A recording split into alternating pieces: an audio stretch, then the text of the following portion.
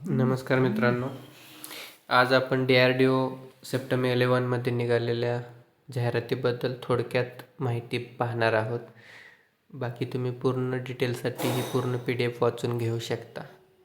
तरी 2 वर्षापूर्वी DRDO September 10ची भरती निघाली होती. त्यानंतर आता 2 वर्षानंतर सप्टेंबर 11ची व्हॅकन्सी निघालेली आहे. तर यामध्ये त्याचे ओपनिंग डेट म्हणजे ऑनलाईन ॲप्लिकेशन भरण्याची तारीख 11/12/2025 पासून चालू झालेले आहे. तर ती लास्ट डेट 3 तारखेपर्यंत आहे, 3 जानेवारी 2026 पर्यंत आहे. तर यामध्ये डिप्लोमा बेसिस जे पद आहेत ते सिनियर टेक्निकल असिस्टंट नावाने आहेत. आणि दुसरी गोष्ट म्हणजे ITI वाल्यासाठी इथं दाखवल्याप्रमाणे टेक्निशियन ए प्रमाणे आहे. तर यामध्ये कोणते कोणते ITI विषयी ट्रेड आहेत ते आपण बघूया. तर बुक बाइंडर आहे, त्याला टोटल 3 व्हॅकन्सी आहेत. कारपेंटरला 4 आहेत. CNC ऑपरेटर ITIला 3 आहेत. कोपाला ड्राफ्ट्समन मेकॅनिकला आहेत. इलेक्ट्रिशियनला 30 आहेत. इलेक्ट्रॉनिकला 31 आहेत. फिटरला टोटल 25 आहेत.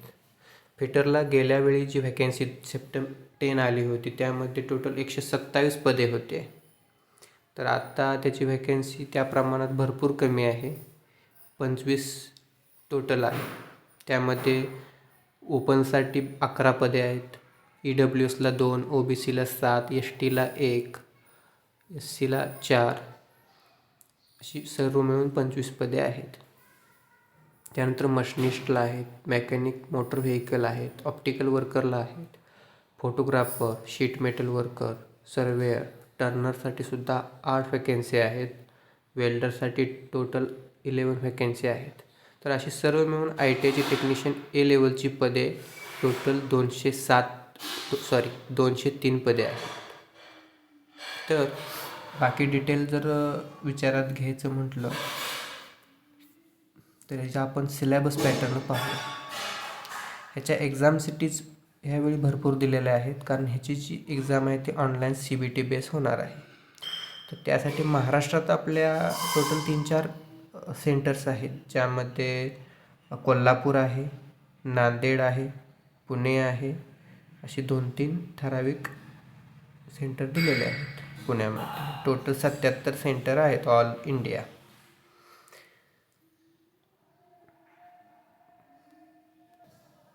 तर आपण सिलेबस पॅटर्न, एक्झाम पॅटर्न जर पाहायचा म्हटला तर इथं टेबल 1मध्ये डिप्लोमा बेसिसवरची पदे आहेत, STA B, त्याच्यासाठी वरचा सिलेबस आहे. तर खालच्या बॉक्समध्ये टेबल 2मध्ये टेक्निशियन ए पदासाठी सिलेबस दिलेला आहे.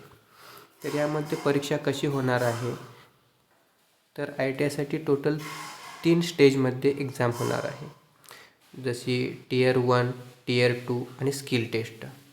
तर ह्या Tier 1 CBT फॉर स्क्रीनिंग असं दिलेलं आहे. तर शॉर्टलिस्टेड कॅन्डिडेट करण्यासाठी भरपूर प्रमाणात फॉर्म येत असतात, तर त्यांना शॉर्टलिस्टेड करण्यासाठी हे दिलेले आहे पहिली टेस्ट.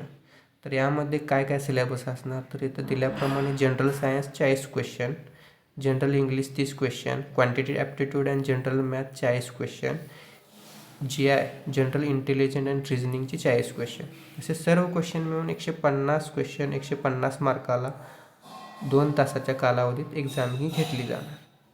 तर ही पहिली एक्झाम जी आहे ती क्वालिफाईंग नेचर आहे फक्त. गेल्यावेळी आणि ह्यावेळी ह्यामध्ये भरपूर फरक आहे.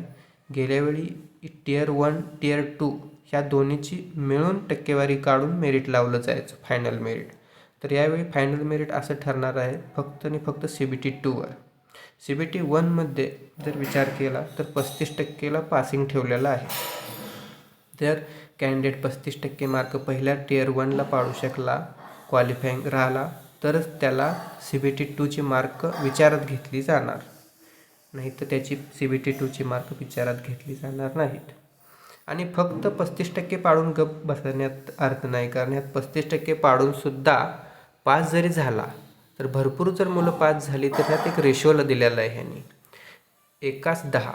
तर एका जागेसाठी 10 पोरांना मेरिट वाईज बोलवलं जाणार म्हणजे ॲपियर केलं जाणार ह्याच्यासाठी स्किल CBT 2साठी. तर जे CBT 2 आहे ह्याच्यावर तुमचं पूर्णपणे मेरिट ठरणार.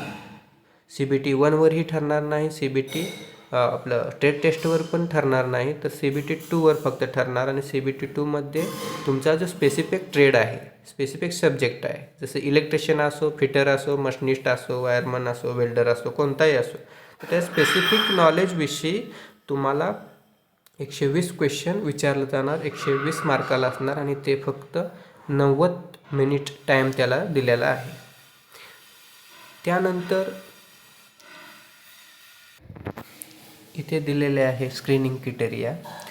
तर यामध्ये दाखवलेलं आहे बघा, ट्रेड टेस्टसाठी जर क्वालिफाय व्हायचं असलं तर एकास 8 म्हणजे टियर 2मध्ये म्हणजे ट्रेड म्हणजे आपल्या जे ट्रेड आहे त्याच्याविषयी जो सेकंड CBT घेतली जाणार त्यामध्ये एकास 8 रेशो दिलेला आहे. एका जागेसाठी 8 कॅन्डिडेटला स्किल टेस्टला म्हणजे प्रॅक्टिकल एक्झामला तुम्हाला बोलवलं जाणार एकास 8 या रेशोनुसार. तर असंही टोटल याचं एकंदरीत स्क्रीनिंग क्रायटेरिया आणि सिलेबस आहे. तर तुम्हाला जास्तीत जास्त भर CBT 1 आणि CBT 2वर द्यायचा आहे. CBT 1 CBT 2 म्हणजे टियर 1 टियर 2 ही एकाच दिवशी होणार. असं नाही की बाबा CBT 1ला वेगळं बोलवलं, टियर 1ला परत टियर 2ची दुसऱ्यांदा एक्झाम केली, एकाच वेळी घेणार. फक्त जो CBT 1ला क्वालिफाईंग मार्क घेईल त्याच्याच टोटल मेरिट लावलं जाणार, म्हणजे टियर सेकंड विचारात घेतला जाणार. आणि प्रॅक्टिकल म्हणजे स्किल टेस्ट फक्त क्वालिफाईंग नेचर असणार, ज्याची मार्क तुम्हाला टोटलमध्ये ॲड केली जाणार नाही. त्या फक्त पासिंग क्रायटेरिया पुरता आहे. क्वालिफाईंग नेचर पास, गो किंवा नो गो ह्या बेसिसवर आहे. तरी याप्रमाणे आपण सिलेबस फॉलो करून योग्य ते मार्गदर्शन जर आपल्यास लाभल्यास किंवा स्टडी चांगला ठेवल्यास आपलं काम होऊ शकतं आणि यासाठी प्रयत्न करणे गरजेचं आहे. तरी एकंदरीत तुम्ही एकदा पूर्ण PDF वाचून घ्या, म्हणजे तुम्हाला राहिलेली माहिती भेटून जाईल. आपण फक्त हायलायटेड वरवरचे फक्त माहिती देण्याचा प्रयत्न केला आहे. याविषयी अजून काही माहिती लागल्यास लवकरच दुसरा व्हिडिओ अपलोड करण्यात येईल. धन्यवाद.